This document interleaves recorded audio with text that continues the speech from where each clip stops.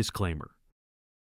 It is 9 a.m. on Tuesday, January 20th, 2026, and the American financial system just hit the nuclear option.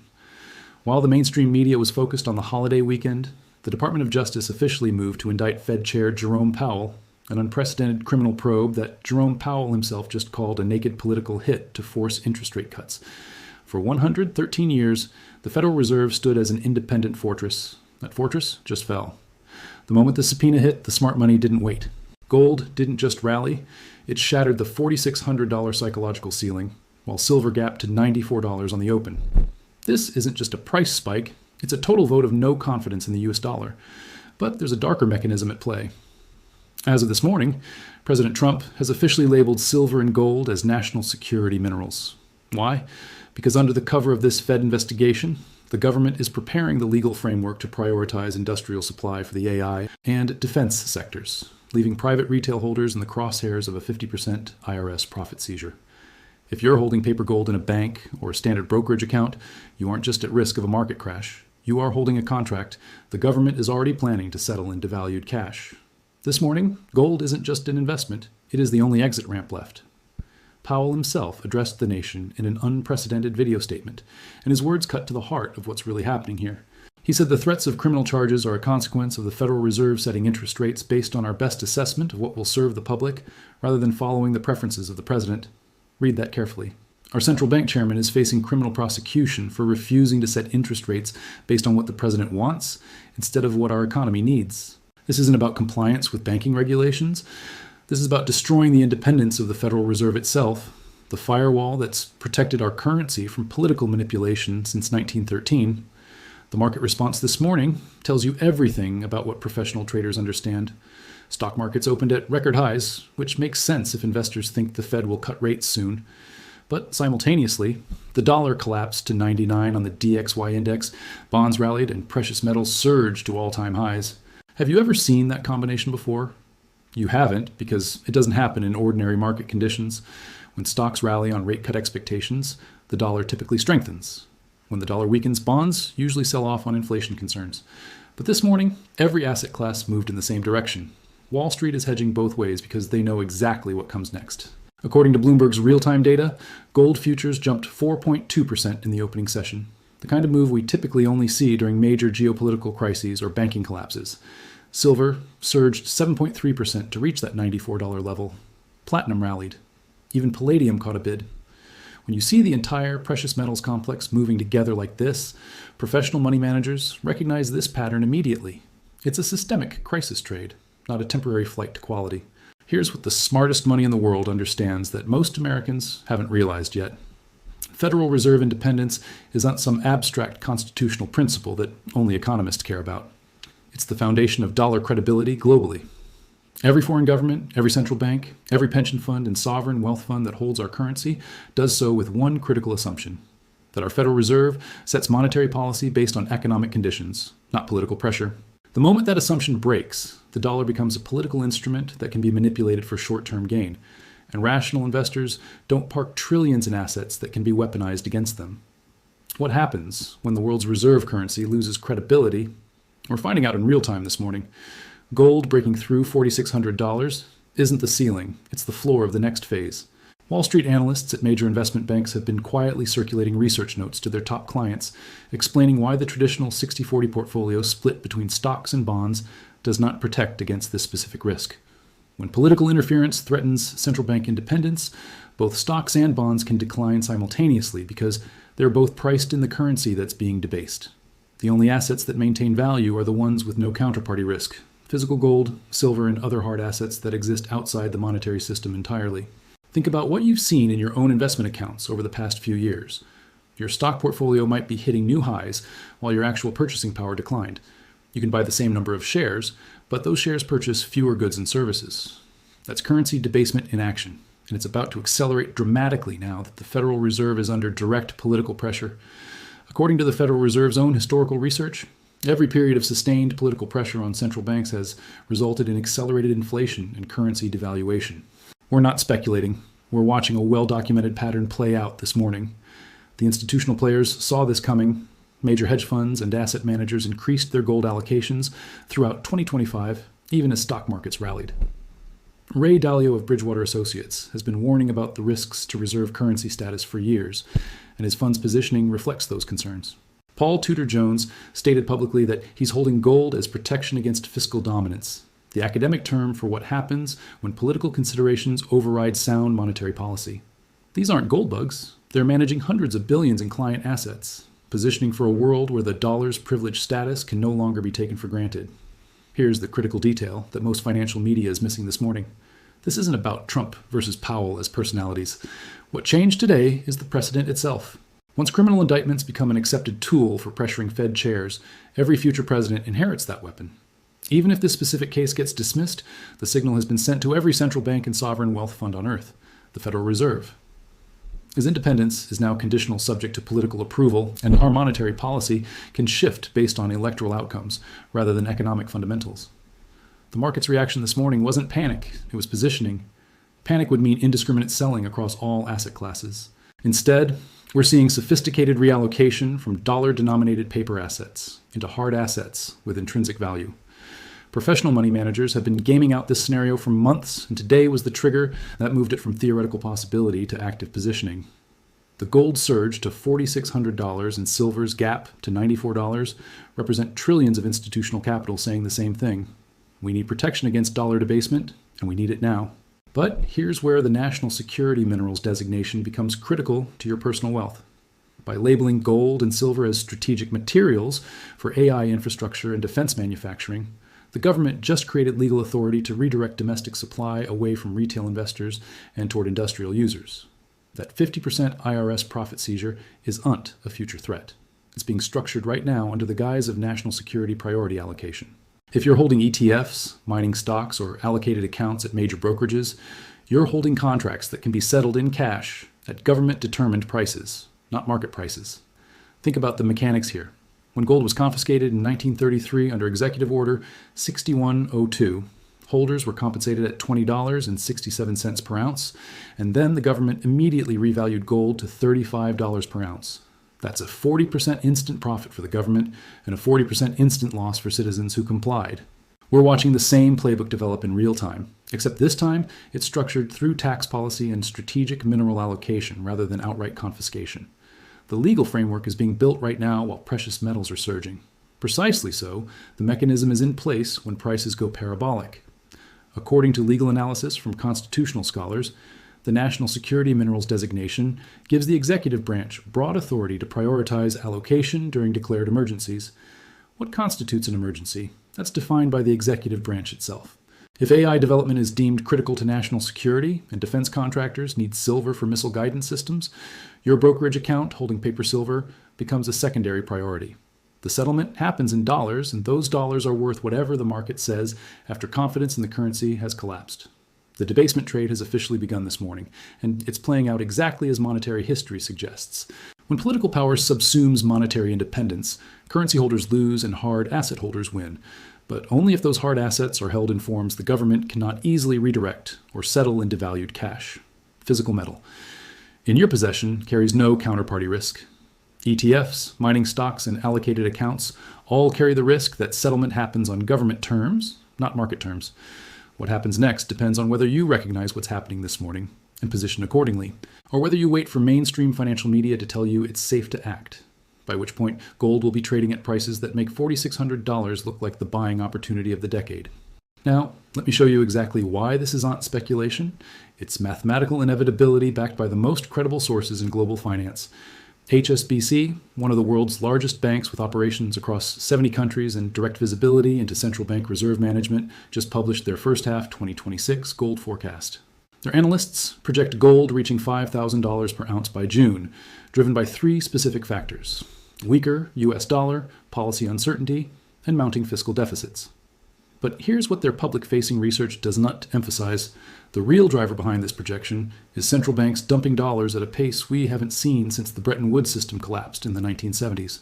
According to the World Gold Council's latest data, central banks have purchased 634 tons of gold year to date, marking the 17th consecutive year of net buying. Let that sink in for a moment.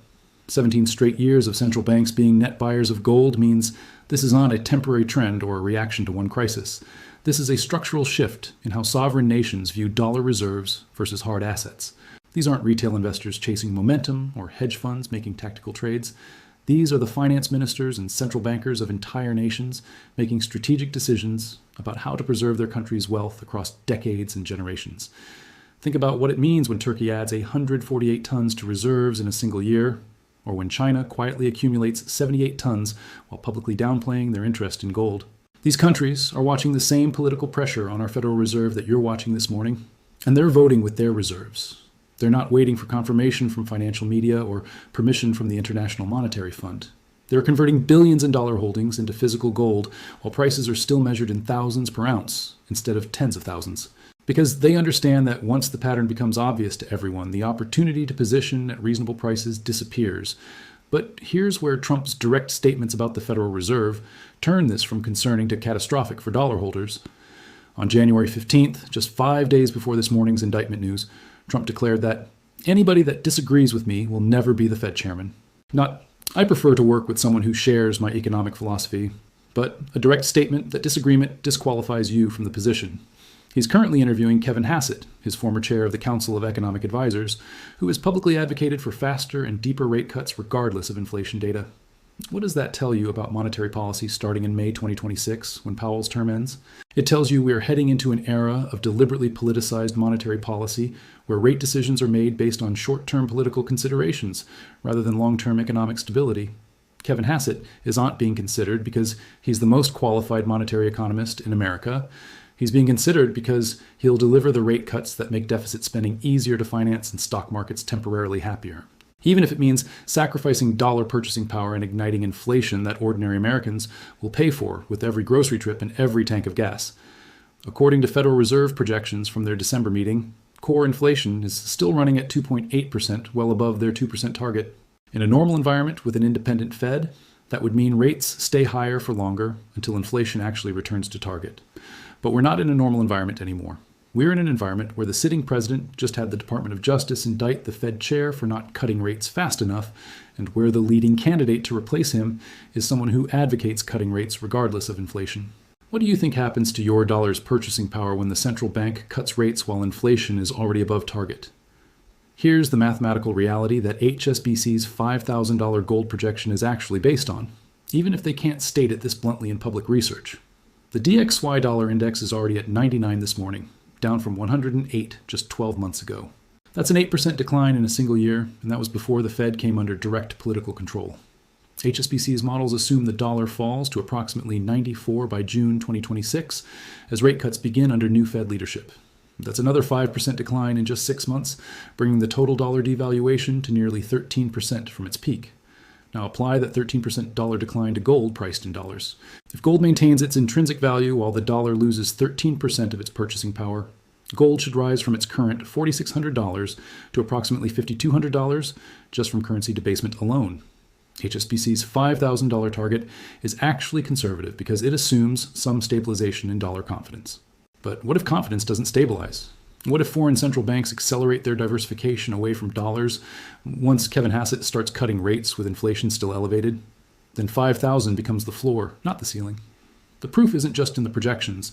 It's in what's already happened with silver, and this is where the evidence becomes impossible to dismiss even for skeptics. Silver posted a 146.8% gain in 2025, the best year on record for the metal in modern history. When this morning's Powell indictment news broke, silver surged 7.3% to $86 per ounce before pulling back slightly.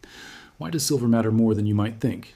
Because silver occupies a unique position as both an industrial metal and a monetary metal, and when it moves this fast relative to gold, it's telling you something critical about supply constraints.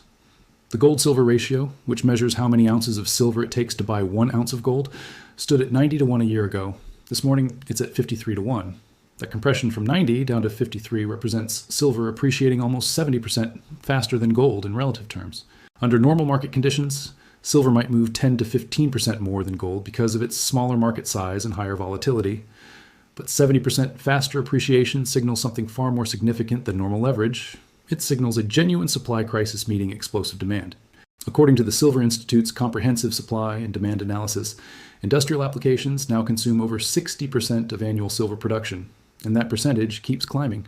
Every solar panel requires approximately 20 grams of silver for the photovoltaic cells that convert sunlight to electricity. Every electric vehicle contains roughly twice as much silver as a traditional internal combustion car because of electrical components, battery systems, and power management circuits. Every 5G cell tower, every data center server, every advanced weapon system, they all require silver for electrical conductivity that no other material can match at comparable cost. Think about the scale of industrial demand we're talking about. Governments worldwide are mandating solar installations and subsidizing electric vehicle adoption as part of climate initiatives. China alone is installing solar capacity equivalent to the entire US power grid every single year. The European Union has targets requiring millions of new EV sales annually. The United States is rebuilding semiconductor manufacturing with massive subsidies under the CHIPS Act, and every advanced chip requires silver. This isn't speculative future demand. This is contracted, committed, government-mandated demand that's locked in regardless of economic conditions. Now layer monetary demand on top of that industrial consumption. When investors see gold breaking through $4,600 and heading toward $5,000, many start looking at silver as a way to get precious metal exposure with more upside leverage. When you can buy silver at $86 per ounce versus gold at $4,600, you get significantly more metal for the same dollar investment. If gold reaches $5,000 and silver maintains its current ratio to gold, silver would trade at $94. If the ratio compresses further toward its historical average of 50 to 1, silver could reach $100, while gold is at $5,000. But here's what really matters about silver's performance. It proves the supply crisis is real and measurable, not theoretical. According to multiple independent analyses from metals consultancy firms, above-ground silver inventories held in known depositories have declined for 3 consecutive years, even as industrial demand accelerates. The silver that's being consumed in solar panels and electric vehicles is not coming back to the market. It's functionally destroyed from a recyclability standpoint because the quantities in each application are too small to economically recover. When you combine declining inventories with rising industrial consumption and surging monetary demand, you get price moves like 146% annual gains followed by 7% single-day surges on political news. The convergence of industrial and monetary demand in silver provides confirmation of everything happening in gold, because it shows you the pattern is not isolated to one metal. It's systemic across all hard assets that exist outside the dollar-denominated financial system. When both gold and silver are posting historic gains simultaneously, when both metals are seeing record central bank accumulation and supply constraints, when both are surging on the same political news about Federal Reserve independence, that tells you the underlying driver is confidence in the currency itself, not temporary supply disruptions or speculative positioning. According to the Congressional Budget Office's latest long-term fiscal projections, the United States is on track to run annual deficits exceeding $2 trillion for the foreseeable future. Our national debt just crossed $36 trillion, and the interest payments alone now consume more of our federal budget than we spend on our entire military. Think about the trap we're in. With deficits this large and debt this high, if the Fed raises rates to fight inflation, the interest costs on our debt explode and force politically impossible spending cuts or economy-crushing tax increases. If the Fed keeps rates low to make the debt serviceable, inflation accelerates and the dollar loses purchasing power. This is why Trump's pressure on the Federal Reserve is not about personality conflicts or communication styles. It's about the mathematical impossibility of funding our government amid operations without either inflating away the debt or defaulting explicitly. Historically, governments always choose inflation because it's politically easier to explain. You can blame rising prices on corporate greed or supply chain problems or foreign conflicts, but it is much harder to explain to voters why you're not paying Social Security benefits or military salaries because you chose to default on Treasury bonds. What if I told you that major sovereign wealth funds have been gaming out exactly this scenario in their asset allocation models for the past 18 months? According to Bloomberg's reporting on central bank reserve management, multiple sovereign funds have reduced their U.S. Treasury allocations by 10 to 15%, while simultaneously increasing gold positions. Norway's government pension fund Global, managing over $1.6 trillion, has made exactly these kinds of adjustments. When funds managing trillions make 10% allocation shifts, that represents hundreds of billions in capital flows, enough to move markets and validate price trends. The proof is overwhelming because it comes from the most credible sources in global finance, and it's validated by actual market movements that you can verify yourself. HSBC's $5,000 gold projection isn't an outlier. It's the conservative mainstream estimate. Central bank buying of 634 tons year to date is not a conspiracy theory. It's reported data from the World Gold Council. Silver's 146% gain in 2025 isn't speculation, it's measurable market performance. Trump's statement that anyone who disagrees with him will never be Fed chair isn't hearsay. It's his direct quote. The mathematical inevitability of continued dollar devaluation flows directly from fiscal deficits that no one denies and political pressure on the Fed that the president himself admits openly. This is not about predicting the future. It's about recognizing the present clearly and understanding where current trajectories lead when the variables are already locked in. Now let me show you the exact timeline of how this plays out, because the endgame isn't a mystery. It's a mathematical equation with variables that are already locked in. The Supreme Court heard arguments in the Lisa Cook case on January 22nd, just 2 days after this morning's indictment news, and legal experts are projecting a ruling within the next 2 to 4 weeks. This is not some obscure administrative law dispute that only constitutional scholars care about. This case will determine whether the president can fire Federal Reserve governors for cause, which is legal terminology that essentially means for any reason the president decides constitutes adequate justification. Think about what happens the moment the Supreme Court rules in favor of presidential removal authority. 2 seats on the Federal Reserve Board of Governors open immediately, not in May when Powell's term officially ends, but within days of the ruling. Trump has already made crystal clear that Jerome Powell will not continue as Fed chair beyond May. But if the Supreme Court gives him firing authority, he doesn't need to wait for term limits. He can reshape the Federal Reserve Board composition by early March, install Kevin Hassett or another compliant economist as chair by April, and have a completely politicized monetary policy apparatus operational before summer arrives. That's not a hypothetical scenario politicians are debating. That's the most likely path based on current legal proceedings and the president's stated intentions. According to currency analysts at major investment banks who track DXY futures and forward-looking positioning, the dollar is already priced to fall from its current 99 level down to 94 by June 2026. That 5% decline over 6 months represents accelerating weakness compared to the gradual drift we saw throughout 2025. Why does the pace matter? Because gradual dollar weakness can be absorbed by markets and explained away as normal currency fluctuations. But when the pace accelerates, when the decline happens faster than asset managers can rebalance portfolios, that's when you get disorderly moves and potential crisis dynamics. Here's the calculation that should keep you awake tonight.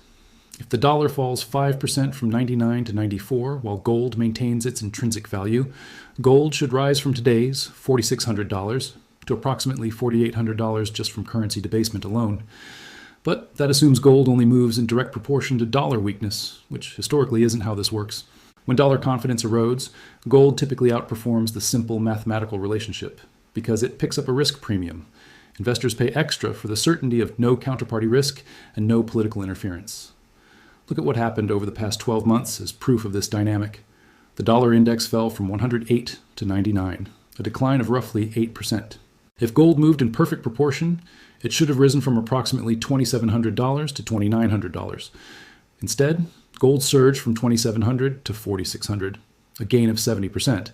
That's nearly 9 times the proportional move, and it tells you that markets are not just pricing currency debasement, they're pricing the risk that debasement accelerates and that political interference becomes permanent rather than temporary. Apply that same multiple to the projected dollar decline from 99 to 94. If gold again moves at 9 times the proportional rate, we're not talking about $4,800. We're talking about gold well above $6,000 by summer. HSBC's $5,000 target suddenly looks conservative rather than aggressive. And you start to understand why sovereign wealth funds are repositioning hundreds of billions into hard assets right now rather than waiting to see how political dynamics play out. But there's another factor that makes the next 6 months uniquely dangerous for dollar-denominated wealth, and it's something that professional macro traders are watching intensely. Back in April 2025, there was a brief period when global investors initiated what became known as the Sell America trade, simultaneously selling U.S. stocks, bonds, and the dollar based on concerns about fiscal sustainability and political dysfunction. That trade got reversed when markets stabilized and some fiscal discipline rhetoric emerged from Washington. But according to Krishna Guha, head of policy and central bank strategy at Evercore ISI, one of the most respected macro research firms on Wall Street, Fed independence risks a key theme throughout 2026. Think about what that statement actually means coming from Evercore ISI. This isn't a Goldbug newsletter or a fringe economic blogger warning about Fed independence risks. This is the research arm advising the largest asset managers and pension funds in the world, telling their clients that Fed independence will be a key theme, meaning a persistent concern that affects asset allocation decisions for the entire year. When Evercore tells institutional clients that Fed independence is at risk, those clients don't debate whether to hedge that risk, they immediately start repositioning to protect against it. The Sell America trade is returning, but this time it's not going to reverse because the underlying driver is fundamentally different.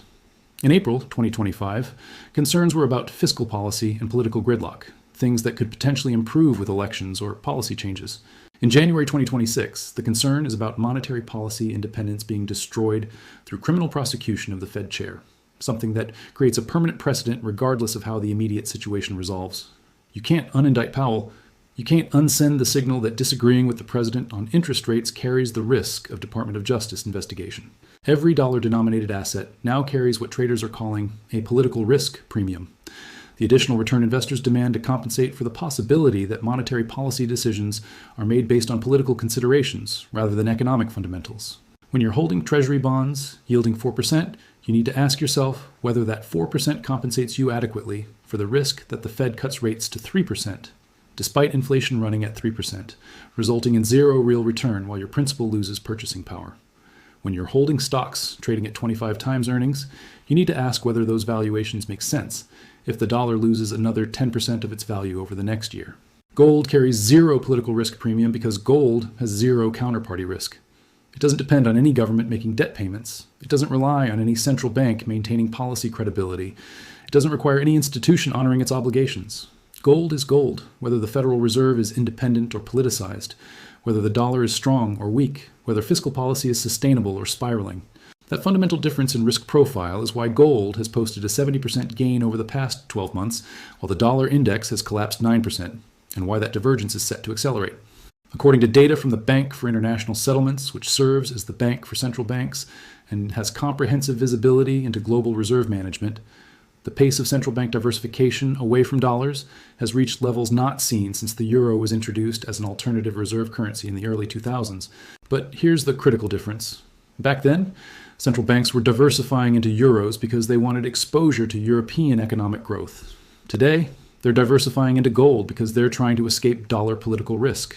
That's a far more ominous signal because it suggests central bankers worldwide have concluded that dollar problems are not cyclical issues that will resolve with better policy. They're structural issues that will persist regardless of who's in office. Think about the compounding effect of this dynamic over the next several years. If central banks continue reducing dollar reserves by even 2 to 3% annually while increasing gold positions, that represents hundreds of billions in sustained selling pressure on dollars and sustained buying pressure on gold. The market can absorb gradual portfolio shifts, but when the pace accelerates, when a Supreme Court ruling triggers immediate Fed chair replacement, or when inflation data comes in hot while the new Fed is cutting rates anyway, you get discontinuous price moves where gold gaps higher overnight and never comes back to previous levels. Have you noticed how financial media keeps describing gold's rise as a puzzle that defies explanation? They'll mention geopolitical tensions or inflation concerns, but they carefully avoid stating the obvious conclusion: gold is rising. Because the institutional foundation of dollar credibility is being deliberately dismantled through political interference with the Federal Reserve. It's not that financial journalists don't understand this dynamic. It's that major media companies depend on advertising revenue from financial services firms that manage trillions in dollar-denominated assets, and those firms don't want their clients panicking about the currency itself. So instead, you get vague references to safe haven demand and uncertainty premiums, without anyone connecting the dots and saying plainly that the president just had the attorney general indict the Fed chair for not cutting interest rates fast enough.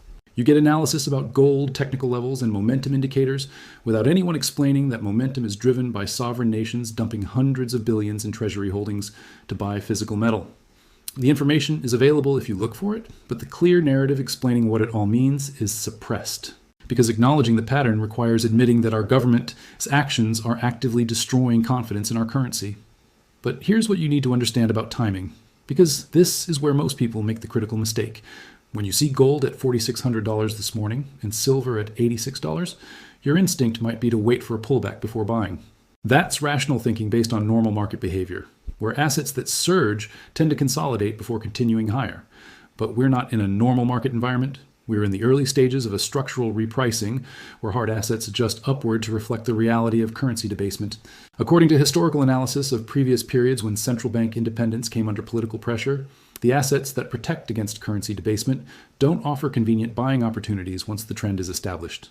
Gold didn't pull back to $2,500 after breaking $3,000, and it didn't pull back to $3,500 after breaking $4,000. Each breakout became the new floor because the underlying driver, loss of confidence in monetary policy independence, only intensified as political pressure continued. The people who waited for better entry prices never got them, and they watched from the sidelines while gold doubled and then doubled again. The Supreme Court ruling on presidential removal authority will likely come within the next month. The moment that ruling is announced, if it favors presidential power to fire Fed governors, you're going to see an immediate repricing across all asset classes as the market adjusts to the reality of politicized monetary policy. Gold won't gap up 5% and then settle back. It will gap up and continue grinding higher as investors who were waiting for confirmation suddenly rush to position. By the time mainstream financial media starts running headlines about Fed independence crisis and dollar sustainability concerns, gold could be trading at $5,500 or $6,000, and silver could be well above 100. Your decision right now isn't whether gold and silver will be higher 6 months from now. The mathematical and political variables make that outcome nearly certain. Your decision is whether you position before the Supreme Court ruling and the Fed chair transition, or whether you wait for more confirmation and pay significantly higher prices later. Physical gold at $4,600 and physical silver at $86 represent the last chance to position at prices that will seem absurdly cheap once Kevin Hassett is cutting rates with inflation above target and the DXY is collapsing through 94 toward 90. This is your moment to act while the opportunity exists, not with your entire portfolio in a panic move, but with a meaningful allocation that protects your purchasing power against the deliberate debasement that our government is now pursuing openly. 5 to 10% of your investable assets in physical gold and silver, not ETFs, not mining stocks, but actual metal you can hold, provides the insurance policy you need against the exact scenario that's unfolding this morning. The Fortress of Federal Reserve independence stood for 113 years. This morning it fell. The smart money is already positioned. The sovereign nations are already diversifying. The mathematical equation is already locked in. The only question remaining is whether you recognize what's happening clearly enough to protect yourself before the prices move beyond the reach of ordinary investors. Gold is not just an investment anymore. It's the only exit ramp left from a currency system that is being deliberately debased for political convenience. The choice is yours, but the window is closing rapidly.